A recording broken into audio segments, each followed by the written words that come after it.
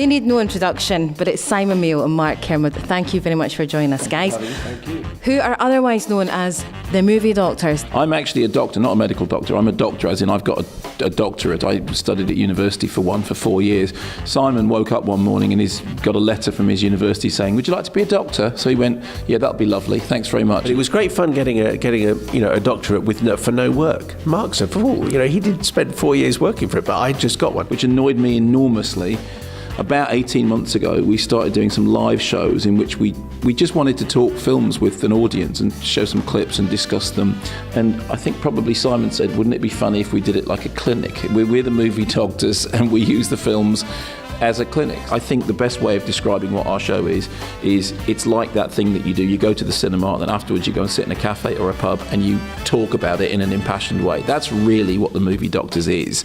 And that's kind of what happens here when the Edinburgh Film Festival is on. It's actually quite fitting that you're doctors because you're not very well today, are you? I'm a physician here myself, yes, and I'm afraid the only advice for people with streaming colds is don't go to the movies.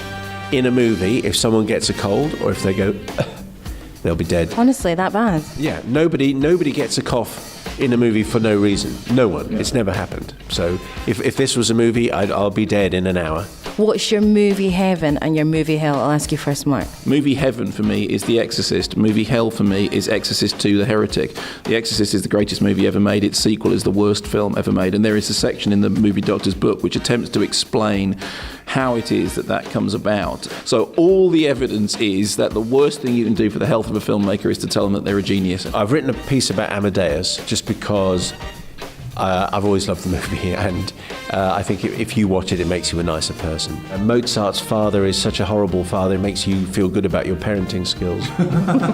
Excuse me a second. That's okay. He's actually not ill, he's just doing that for effect so that you all sort of feel sympathetic. Now miraculously, he's better, okay? Excuse me. I've got your cold. This is unbelievable. You've actually made me ill. We've got somebody who's been dumped. This could be male or female, and all their friends think they're an absolute raj, which is an Edinburgh term for just somebody that's going a bit off the wire, and they're constantly moaning. What's the movie cure? My suggestion would be Local Hero, but if specifically what you want is something that will cheer you up as far as relationships are concerned, I'd say Annie Hall. What was the word you used? A raj. It would make you not that. I don't know. I don't understand how the construction of that verb or noun works. And if I say it, it'll just sound horrible. A frustrated toddler, Simon, struggling with parental authority and the word no. What movie do you diagnose? Village of the Damned. because you would look at that and think, actually, my child is not as bad. With a 4-year-old or not? Probably not. They filmed that at my school. The school that I went to is where they filmed Village of the Damned. The Edinburgh audience will be very good looking, very knowledgeable. I made 7 television documentaries about films that were all made here.